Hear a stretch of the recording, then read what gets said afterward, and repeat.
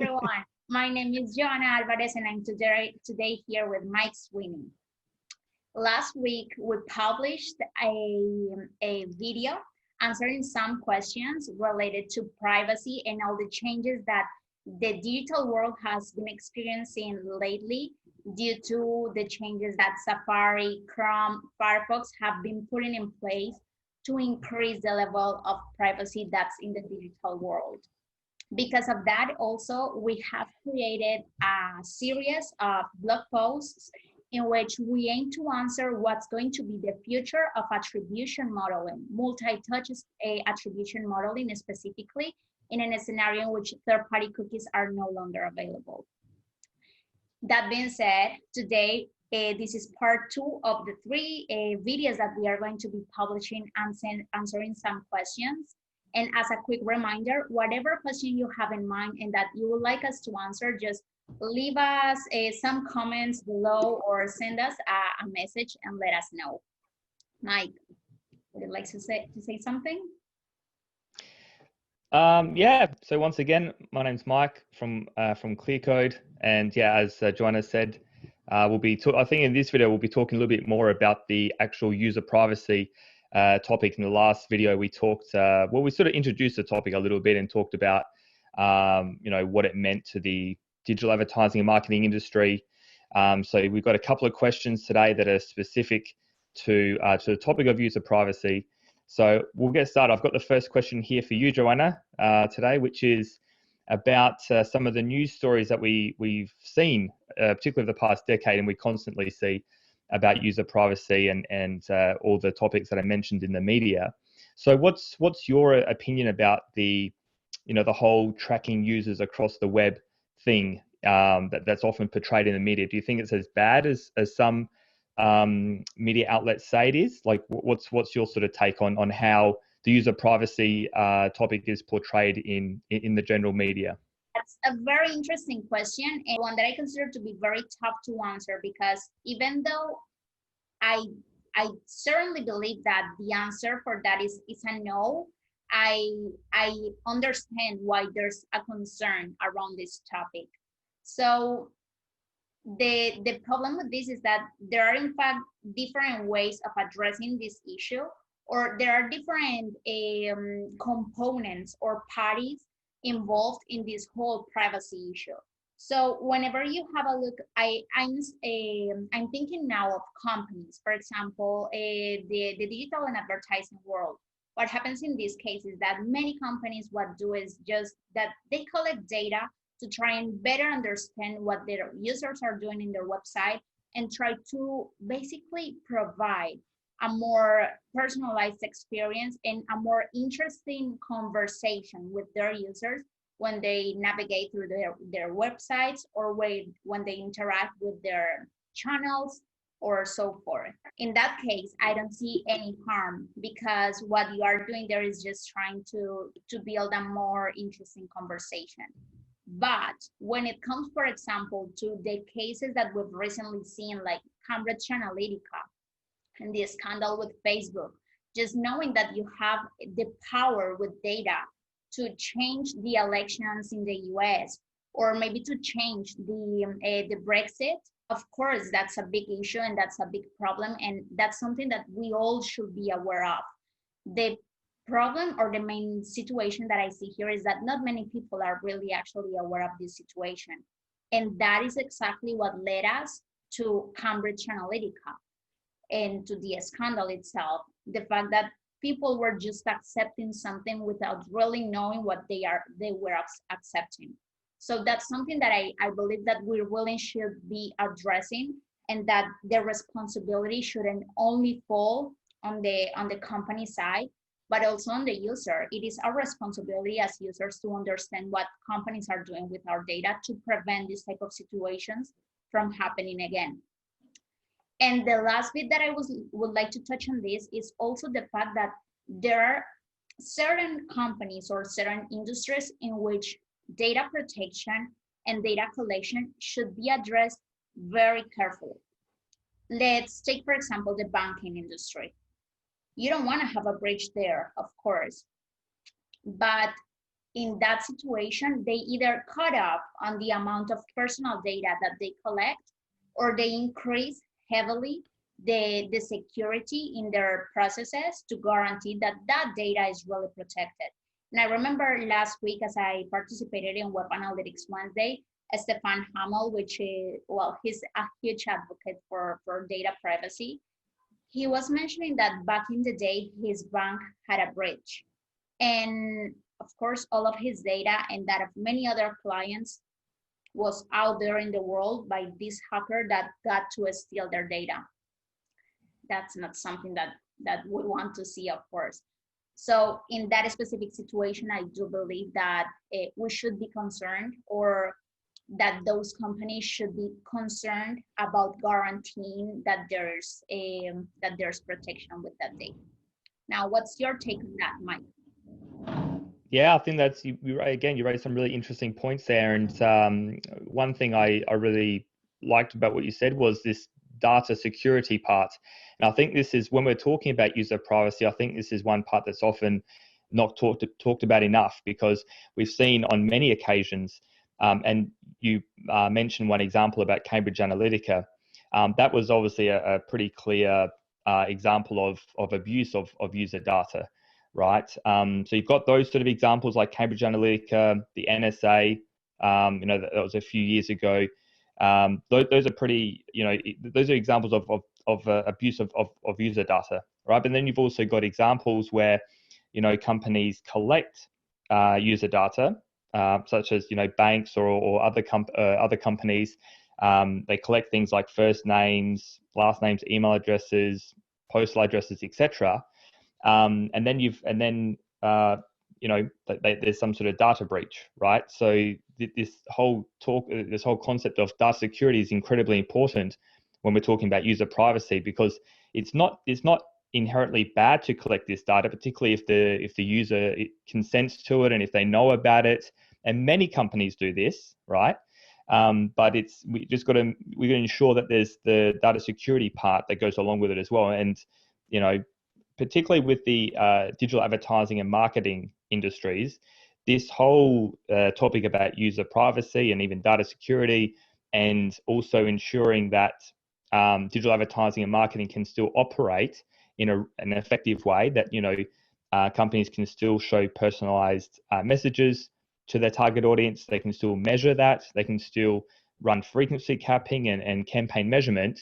Mm-hmm. It is a very complex topic, because there's a lot of different pieces to this, and it is quite a complex situation, because you've got some companies and web browsers that are sort of moving in one direction, and sort of a lot of other companies that sort of are wanting to continue down the same road that they have been for the past decade or so. They need to do it in different ways now. So there's a lot of challenges, but with that, there's also a lot of opportunities, particularly from the technological point of view. So yeah. That's actually, well, you touched on something that I find to be super interesting, Mike, and that's the fact that companies collect personal information. Let's say they collect, you mentioned first names, they collect emails. And when I think about that, the only thing that comes to my mind is, what's the biggest thing or the worst thing that could happen if the shoe company that I visit on a day, well, not on a day-to-day basis. I don't really visit a shoe company on a day-to-day basis, but this company, I don't know, this apparel company that I visit from time to time collects my first name, my name, that I actually chose to give them that information. And they are able to stitch that information back to the shoes or to the dress or to whatever it is that I saw on their website. What's the biggest issue with that? What do you think about it? So like using things like first names, email addresses, and connecting that to like web visits. Yeah. So I can definitely see how I can definitely sort of see this argument for a push for stronger user privacy, and I can definitely understand why a lot of internet users don't like this sort of being tracked around the internet, right? Because it does sort of, let's say, invade their privacy in some way, right? I think this gets back to a couple of things with this. I think more transparency for consumers, I think, is definitely going to be valuable. And also, trying to think of or come up with ways that, as an industry, companies can still run targeted advertising and messages and all the sort of typical campaigns that they've been running with using first-party data and third-party cookies and first-party cookies, etc. Coming up with ways to really strengthen user privacy around this. And I often think about what the AdTech and MarTech industries and the broader digital advertising and marketing industries will look like in 20, 30, 40, 50 years from now, right? Because internet online advertising has really only been around for sort of 2 decades or so, almost 3 decades. So we are kind of at the beginning of it, right? And with anything, there's at the beginning, there's always a lot of challenges. There's always a lot of changes. So I think, I kind of feel that over the next sort of 5 to 10 years, we're going to iron out a lot of the problems within the industry. And one of the big problems, one of the big challenges is user privacy and data security. So I think there'll be a lot of technological innovation over the next few years to really try and strike a balance between still being able to run effective advertising and marketing campaigns, but making sure that it's done in a really privacy compliant and friendly way that also provides a lot of data security. But I think there'll be a lot of steps along the way, before we get there. I don't think there's any kind of silver bullet that we're going to come across in the next 6 months. I think it'll be a gradual process. Certainly I think there's a lot of room for opportunity because there are a lot of challenges. So totally. Yeah. I definitely say it as well. I have never thought about the future like that far away, like 20 or 50 years from now. But it's definitely an interesting exercise to do. That being said, Mike, you mentioned something that that I believe actually really connects to the next question, which is the future of advertising in a scenario in which companies can guarantee that privacy is a priority for them, and that advertising can be done without harming that privacy, basically. So my next question for you is, do you believe that all these changes that have been happening recently with all browsers, Safari that started this whole movement, Firefox, and now Chrome, are meant to favor the final user, or do you think there's something else there that we are missing? Yeah, I certainly think with companies like Mozilla and what they've done with Firefox, and also Apple with what the changes they've made to Safari over the past few years, and more recently to their IDFA, that's used to identify people for advertising purposes within mobile apps on iOS. I think those changes from those companies are designed to strengthen user privacy, because I think Mozilla, particularly, as I don't know, I mean, I'm not an expert on Mozilla or Apple or anything. I can only sort of consume what I can see coming out of those companies. But I certainly think that those companies are very much privacy focused, and particularly with Apple. I mean, I was actually recently watching a video of Steve Jobs. I think it was from 2010. So 10 years ago, before ITP, right?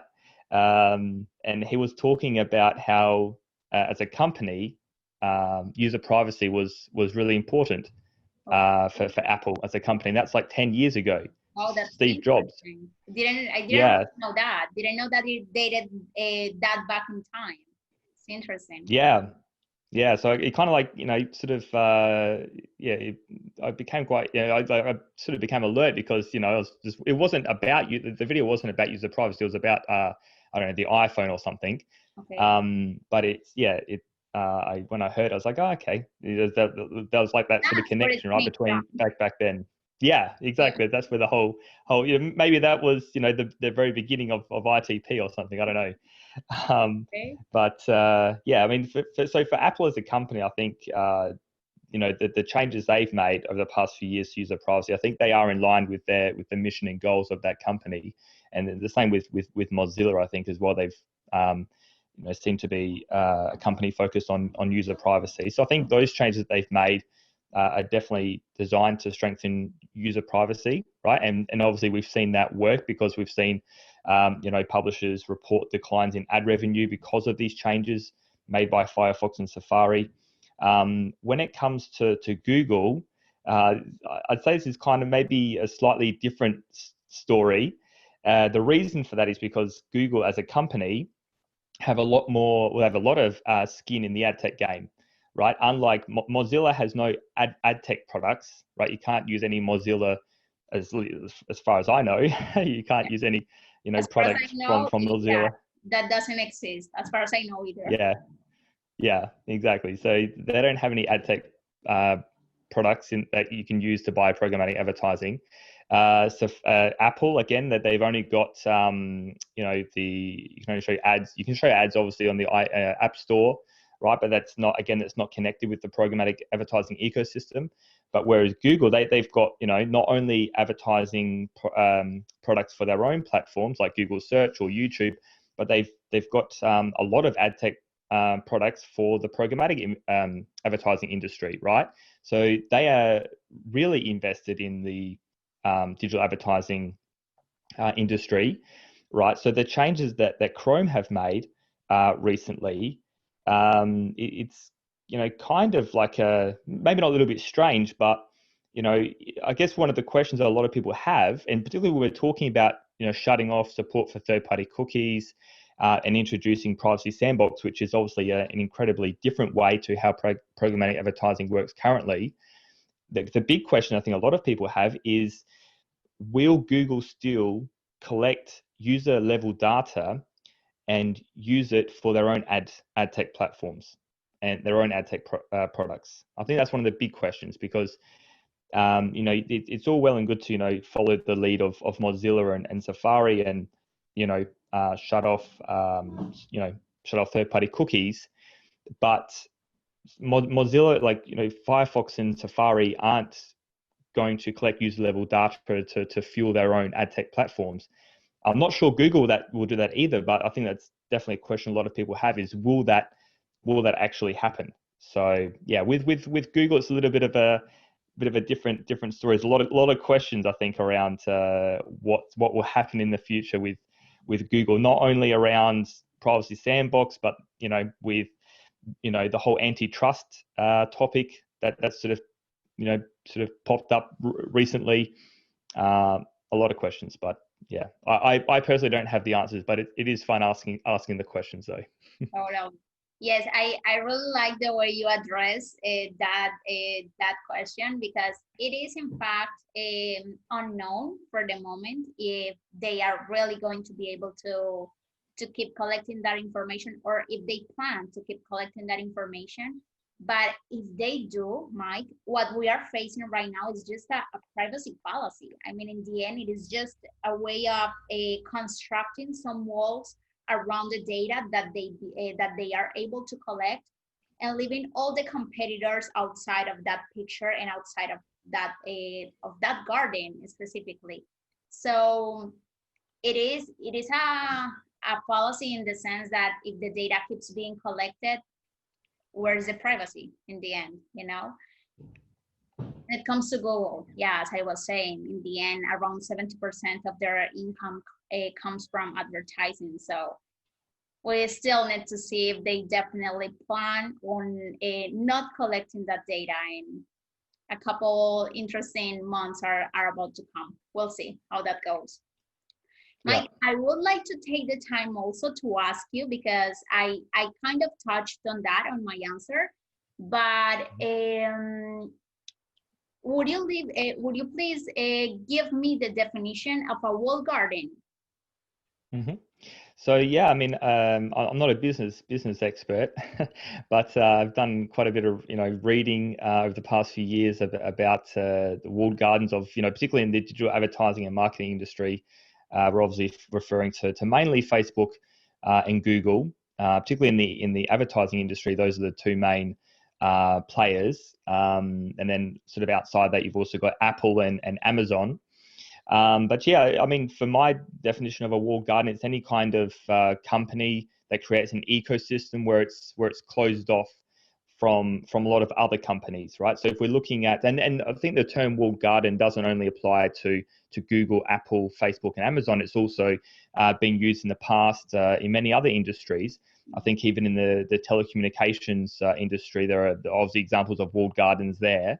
But it's any kind of company that has a lot of different products, for example, where they sort of are all integrated together, and they collect a lot of data, for example. And particularly when we're talking about advertising and marketing, the walled gardens typically collect all their data, and then they don't share it with anyone else, right? So if you sort of compare that to the independent ad tech companies, where if you're a DMP or a CDP, which are more common these days, they're not sort of like closed off companies, but yeah, it's really any kind of company that collects data and then keeps it for themselves, uses it for their own purposes. Allows sometimes, obviously with Facebook and Google, they allow other companies to come in and run advertising based off that data, but that data never leaves their ecosystem. Essentially, it's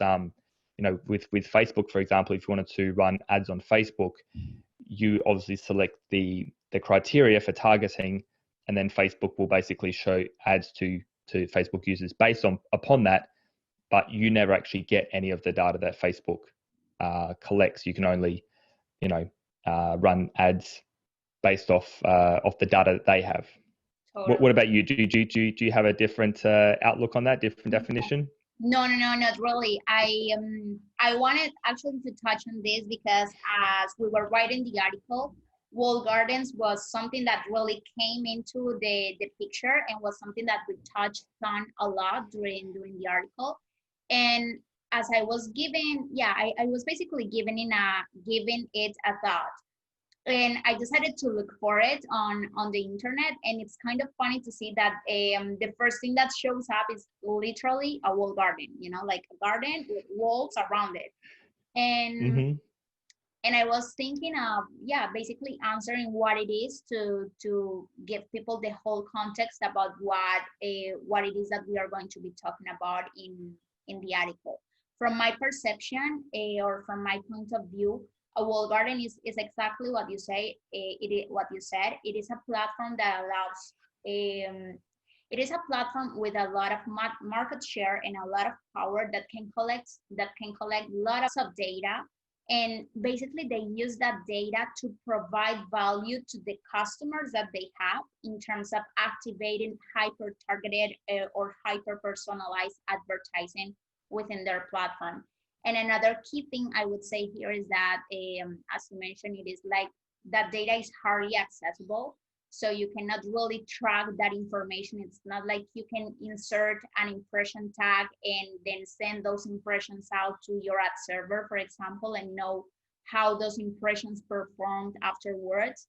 So it's kind of very limited, both the serving of the ads, the segmentation, as you mentioned as well, and the tracking is all very reserved to that garden and to that like closest space. So yeah, that's the way I would define it. Yep, I think that sounds good.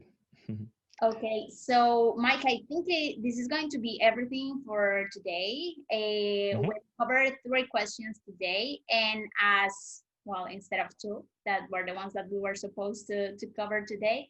But in any case, as we mentioned at the beginning, just let us know if you have any question in mind that you would like us to answer, and we would be happy to answer that question and to address that question in the last video that we have coming within a couple of weeks. And that being said, I hope you have a wonderful day, Mike, and speak to you soon. Thanks, same to you. We'll speak to you again next week.